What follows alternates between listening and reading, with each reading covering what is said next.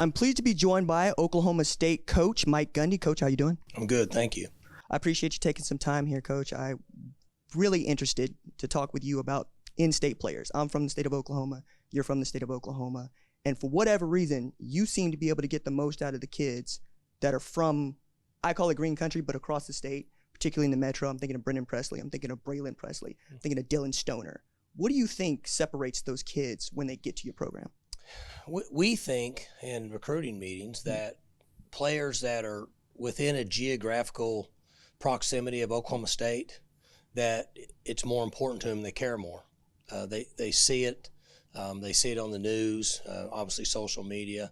They have friends who are students at their high school that go to Oklahoma State.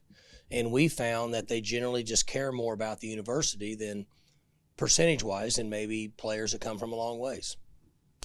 And in caring more about the university, you see that show up in their work ethic. You see that show Sure. up in the weight room. Yeah, I mean, the work ethic has to be there, the toughness, to be able to lay it all on the line. Football is a tough game, and you have to be willing to pay a price to be able to get out there and compete. You're going into what I think is year 5 of Spencer being a part of your team. That's Spencer Sanders. I heard earlier you compared him to being a magician in your offense. Can you elaborate on that?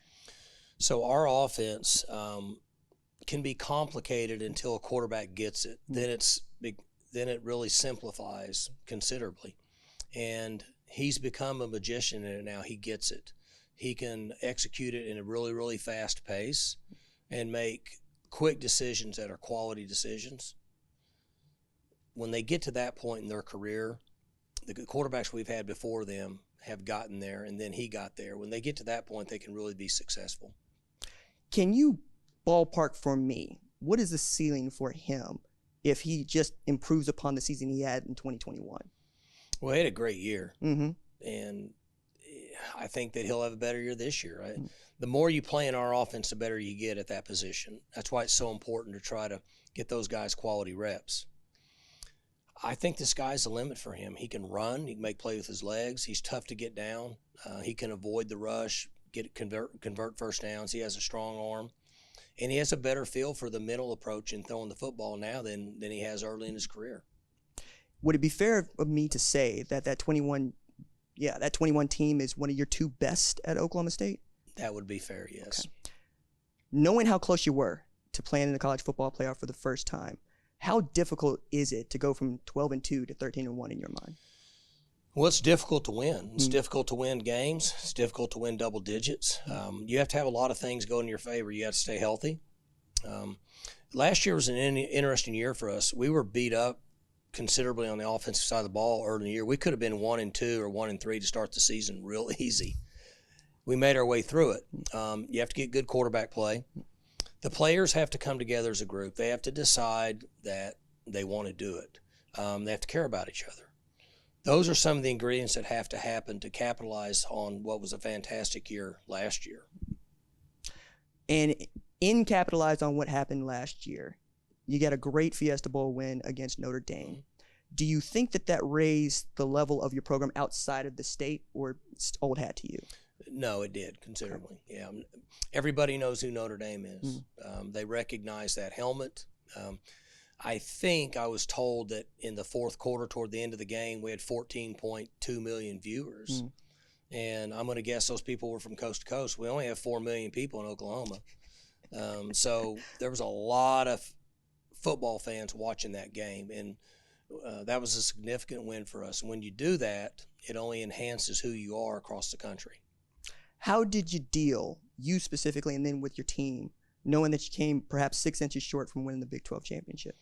Well, first we told them that we cared about them, we love them, and we have to congratulate and let them know we appreciate what they've given to us. They worked from the start of August in football, last June, July, all through August, all the way up till the end of the year. So you can't really measure them, in my opinion, on that one game. They all wanted to win. They all gave us everything they had. That's all we asked for in our program. Just give us everything you have. And they did that. So we have to let them know that you've accomplished your goal. We came up a little bit short. They were resilient. They went and won the bowl game in a big fashion. And that meant a lot to our staff and me personally, that the team was able to come back and say, this is who we are.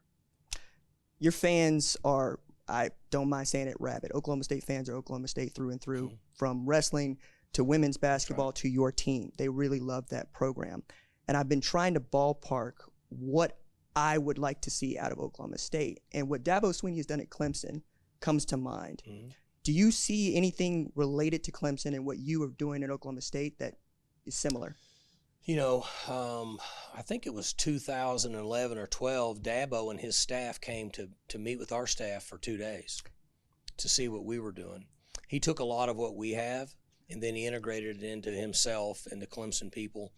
Clemson is a community, a population of about 19,000 people, and there's about 45 in Stillwater, so they're only half our size. Now, the population of the state of South Carolina is about 5.7 million. Oklahoma's only 4. So they've got more people to pull into their program. But there's a lot of similarities in what you said from the standpoint of it's a small populated area. The people that want to come to Oklahoma State sporting events are loyal. The majority of the people that are of age that are at our football games in the stadium are graduates. A lot of games, stadiums across the country, it's not that way. So we have that tight-knit group. I have been told Clemson's the same way. So we're moving in that direction. We've been right there. We were close this year to the playoff. So we just need to continue on. If you get there enough, you get to the starting line enough, eventually it's going to happen. Is that what keeps driving you? Because I don't mind saying this either. I grew up with you as a head coach at Oklahoma State. Right. That's you know, right. so you've been doing this long enough to where somebody might look around and say, how long do you want to keep doing this? Yeah. What drives you, Coach? I still feel good. I've been fortunate with my health. We have a terrific administration now that understands what it takes to be successful, and we're willing to put forth what it takes to be successful. And I like dealing with the young people. I like the 18, 19, 20, 21, 22, 23-year-olds. I like to see them come in, not know jack, and then grow up and realize it's okay. I'm going to make a mistake. I'm going to fix it. I'm going to do something for somebody else. I'm going to play a team game. I'm going to fight through class. Coach, I don't like algebra. Well, I didn't like algebra either, but you got to take it. Is this a degree you want? You got to do it. Someday you're going to work somewhere and you're not going to want to do something, but you got to do it. So I enjoy that part. The games, they're awesome. I like the team to have success for all the hard work they put in. But for me, selfishly, the drive to watch young people come in and make something of themselves, they leave. They go out there in the professional world. They can take care of themselves, their family, if they choose to have a family, their wife, whatever they choose to do, and then come back and be a part of homecoming. That's awesome for me. You have put a lot of men in great positions on and off the football field.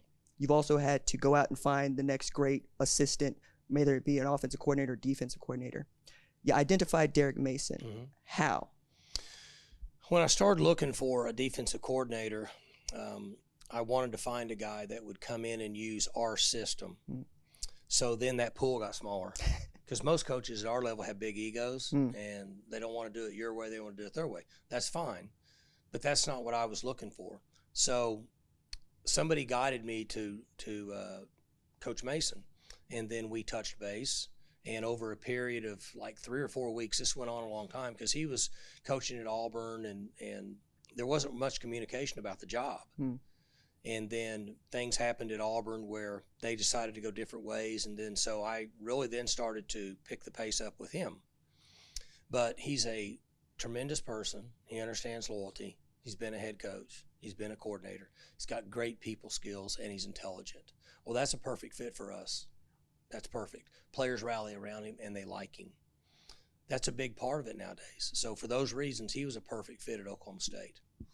Did you see perhaps a fun example of him ingratiating himself with the team and or adopting the culture that you built over the course of 20 years now? So he was with us in spring ball. He'd been with us, 6, 7 weeks, and then we started spring ball. And we have issues come up, right? I have 140 players between ages 18 and 23. You have issues. I went to address one of them on the defensive side of the ball, and he had already done it. And they said, Coach, he already dealt with it. Well, that, for one, that makes my job easier. And two, that proved to me that his maturity allowed him to say, hey, coach, I got it, and handled it the right way, same way I was going to handle it. It was done. That was when I started to realize he's going to be really good for Oklahoma State. It feels as if you have set this thing up to where you can identify the kind of person that does fit your culture, that does fit your systems. How do you get to recognize that within yourself? How do you get to recognize what offense you need to be running, what defense you need to be running? So we've been in the same system offensively for a long time now, 12, 14 years. We varied a little bit based on our quarterback, based on where our skill set is. Defensively, we made adjustments the last 2 years with Coach Knowles. Prior to that, we had different philosophies on defense. I like the philosophy that we've come up with now that Coach Knowles and I and the defensive staff went to the last 2 years. So Coach Mason brought in his change and his little thing, his twist that he likes with it, and we've put that together. So we know who we are there. But it ends up being the people. It's important for us and me to identify the people. It's like the Presleys, okay? They're not very tall, right? One of them's, they can run full speed under a coffee table and not hit their head. One of them's 5'8", the other one, 5'7". Doesn't make any difference. Mom and daddy raised them right. They have work ethic. They're extremely competitive.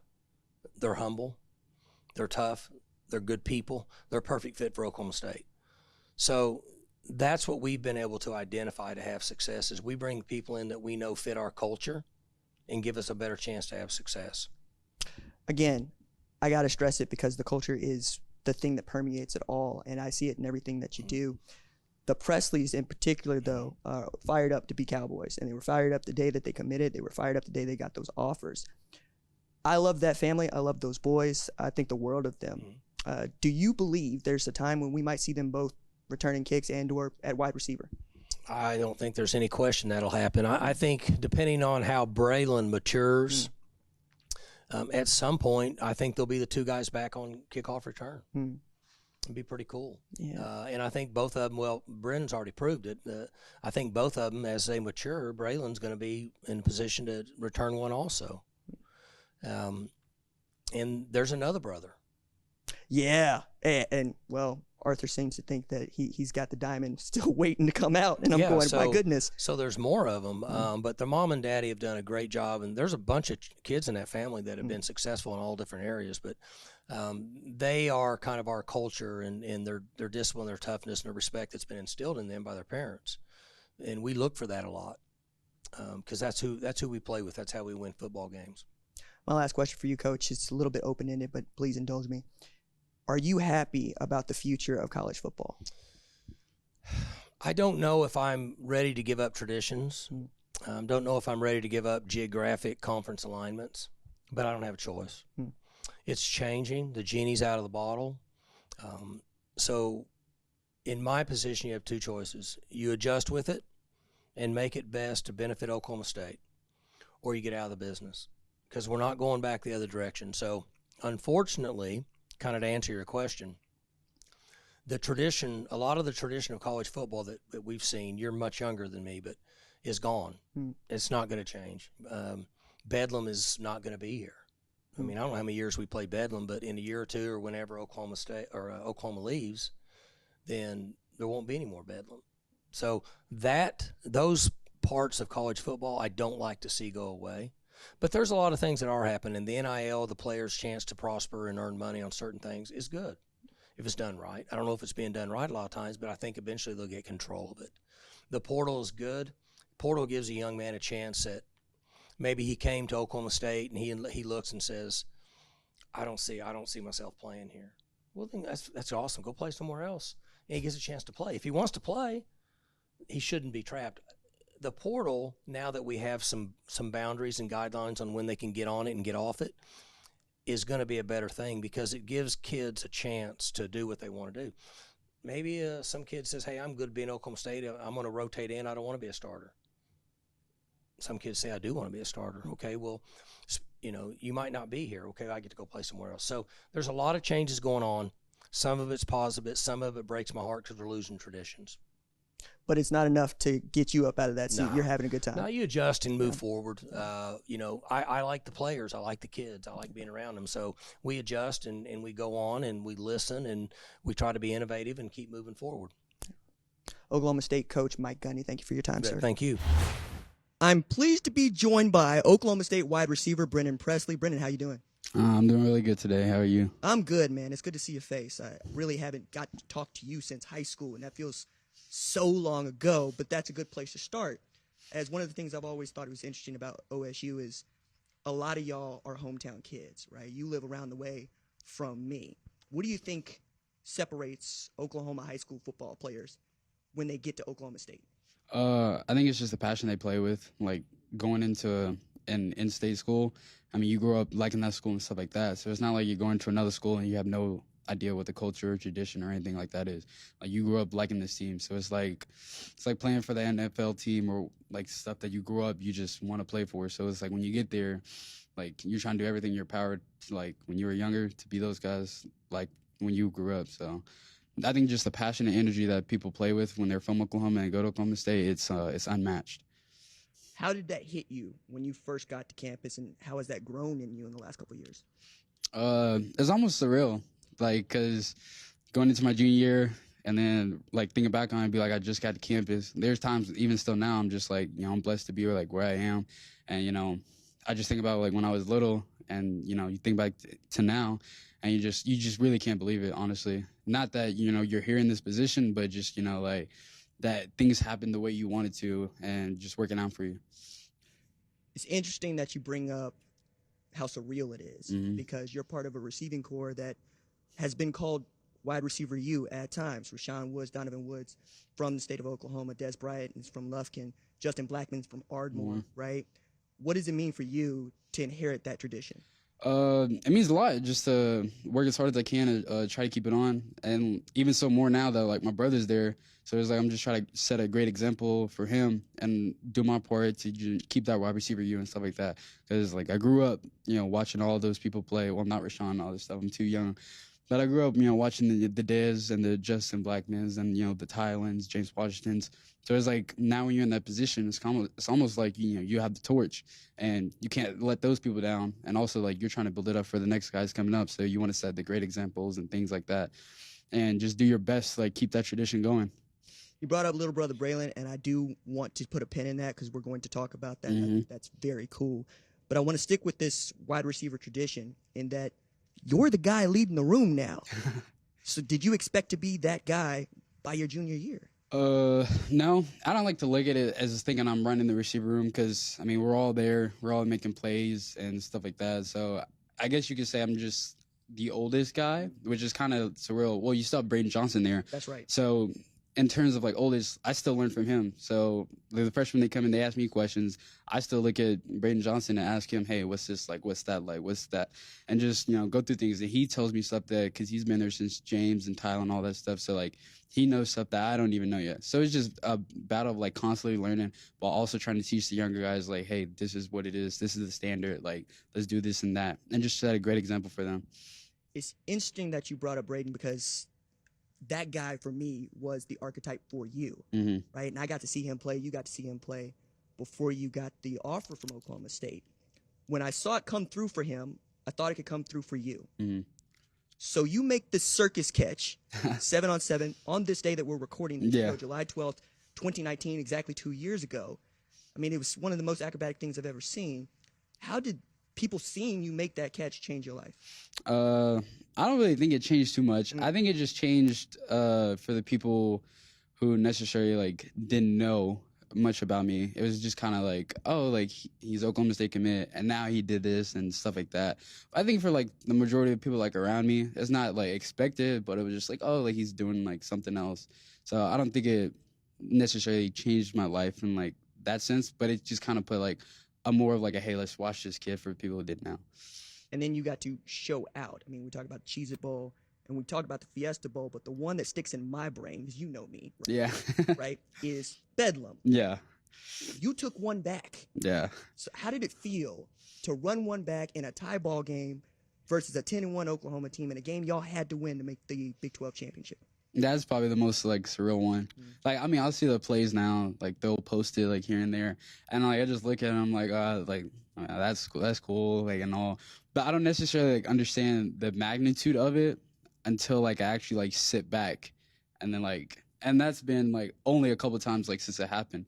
Because I mean, you grow up, you watch that series, you watch it all, and you're just like, before the game, I just told myself like I want to make a play to help us like win this game. Like I want to be a factor in the game. And so it's like when I made that play, like it was only in the second quarter, but I was just like, I just wanted to make a play because growing up, that's the biggest game. My adrenaline was rushing. I've never felt like that before ever in a game. So that's probably the most surreal thing that probably has ever happened. And I don't know, I'm not gonna say will because you still got a lot of life to live, but that was definitely up there. How does it feel when you see a crease after you make that catch? It's the bloggers set it up. They set it up perfectly. Because the first one, I got out to like the 40. Mm-hmm. I got like to 40 or like 35. It was a really good return. So I was like, I didn't know if they were going to give me another shot, but I was like, if they give me another one, I'm going to take this one back. And so like, they gave me a shot. And after I saw the crease, the only thing I was like cutting back and I was like, after I passed like the logo and stuff, I was like, don't get caught, don't get caught, don't get caught. So it's like once I reached the end zone, like all the, not the pressure, but like, just the adrenaline, the rush, the feeling, hearing the crowd. And most importantly, I love just seeing my teammates, they get hyped for me the same way, we get hyped for them when they make plays and stuff like that. So that's probably the best thing. When I go back and look at the play, I look at the return, but I love looking at the sideline and because I want to do stuff for them. And, of course, they want to make plays for us. So I just want to do everything I can for them to show them I'm all in for them. How do you think Spencer has grown up in the time that you've got to see him play quarterback? Because he's also been there. I want to say this is year 5 for him. Mm-hmm. What's changed about Spencer? I think it's just, like, his mannerisms and his, like, he's very matured. And just, like, the way he, like, deals with us. Like, he's a big brother to all the receivers. Like, he's going to reach out to us. If we got anything we need, like, he was going to buy me some jeans for this. So, like, it's just, like, that part of him. Like, once you're there, and this is year 3 for me, so it's not like I can speak on year 5. But, like, once you get to year 3, you kind of feel that sense of, like, the torch, as you said, like passing it down and taking care of everybody. So like he's like the big brother on the team that you always want to go to, always want to talk to him, reach out. If you got questions, go to him. But like he's not going to sugarcoat anything, and that's what you love about him. Like he's not going to be like just tell you the easy way. He's going to tell you, hey, this is what it takes. It's going to be hard, yada yada yada, but you got to get it done in order if you want to get to this level. You know a bunch about that level. And I'm going to preface this by saying I know that Spencer won 46 games and lost just 6 in high school. But coming out of Bixby, Oklahoma, being a Bixby Spartan, you're part of a run that has led to 49 straight victories from that high school, the longest running victory march, if you will, in recent memory. And I think it's the state record now for 11-man football. How does it feel to go to a place where you can get beat? I just think about not getting beat. Okay. Every single game I go to, I mean, it's not like, oh, we're going to lose. Every single game I expect to win. Mm-hmm. So that mindset from, hey, I want to go undefeated in high school, is still the same now. Whether that's my freshman year and I'm not barely even playing, or whether that's last year, just trying to make an impact in every single game. I just want to play and make a stand, but I never think about losing a game. Every single game you go into, I feel like we should win. You started or helped start that streak. You got to see your little brother, Braylon, finish it, take it all the way. How does it feel for you to know you had a hand in that and to see how your little brother has come up as a high school football player and followed you to Oklahoma State? I mean, it's everything. Like, just to be a part of it and to see him doing what he does. I wanted him to do better than I did my junior and senior year, and, like, he ended up doing that. So it's like I feel like a dad in a sense. It was like I'm seeing my little brother, like, do better than I can. And, like, even at this stage, I want to give him all the tools and tips I can so that, the stuff I learned in college, I can give to him now so he doesn't have to take those 2 years to learn it. He can start fresh, like he's a sophomore or something like that, and just give him all the tools and tricks so that way he can be better than I can. But that's just I mean, that's just something that's just special to me, just seeing him do that. But I think it's even more special for like my parents and stuff like that, because that's all who we do it for, because they sacrifice so much just to have us where we are right now. So that's ultimately like what I'm most proud of. Do I have it right in that you got 9 siblings, or you're one of 9? Nah, I'm one of 7. One of 7. Yeah, that's a smaller number. One of 7. It's me. So your sister Brandy started at Ole Miss. I believe she's at Georgia now. Yes, sir. Run the sprints. Had the Ole Miss school record in the 100. You can fly. Braylon can fly. Yeah. Mom ran track. Yeah. Dad played football. Who's the best athlete in the house? I'm still giving that to me.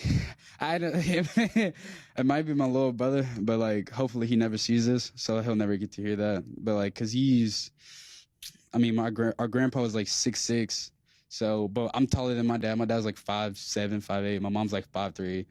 So somebody got the tall gene. Obviously, one of us. But like until he proves it, then I'm still gonna say me. What did it mean for you for folks to look at Brandy and say, nah, she can fly. She's doing her own thing. And then you get to follow her. And now Braylon gets to follow you. Do y'all pass that down? Is that something you talk about at dinner? Yeah, all the time. I mean, it's like mini competition. As much as you want to see her, like growing up, just watching her, my 8th grade year, seeing her win state championship and stuff like that, and you just see the way people talk about her, and they're like, oh, like she's this, she's that, just looking at her like a legend and stuff like that. At the same time, I'm so proud for her. It's like, oh, you want the same for yourself. Like, you want to build that up, and you want to kind of carry on the legacy that she's passed down. So it's like, it's not a weight on your shoulders, but it's just a way of like, you know, I can't let my family down. Like, she did so good, I want to do good. And then the same with Braylon, and then the same with my youngest brother. And so, like, and the thing is, in the back of our minds is like, hey, we know we're going to have these conversations at dinner. Like, I did this, I did that, you didn't win these rings, and this and that. So it's like, that's added motivation too at the end of it, but it's all love at the end of the day. It feels to me like you are living a Tulsa Metro kid's dream, getting to play for one of the hometown universities, getting to play against Notre Dame and win a Fiesta Bowl, having won a state championship. What would it mean for you to be able to line up next to Braylon in some sort of formation and go out and route, see who comes down with the ball? I mean, that'll be everything, because just to see him, like I said, like, if he catches the ball, I catch ball, like that'll mean more for me personally, for my parents and stuff like that. Like, we're on the field at the same time. I just know what it means for my parents. So just from like that perspective, because I know how much they give up for us to do what we do, just seeing them, just growing up, and you know, you start to think more of not necessarily like a kid, but kind of an adult, and you start to see like the sacrifices you have to make in college, and like not have as much fun as you were with a kid because you got more responsibilities and stuff like that. So just like being right there a little bit, and now I can actually understand the stuff that they talk about as far as, you know, like, you know, sacrificing and doing this and that, and you know, I think it just means a lot more for them. And, you know, I'm going to cherish every single time I'm on the field, just because I know what they've done to put us on there. Well, I want that for your parents too. Brennan Presley, thank you for taking the time, sir. Anytime.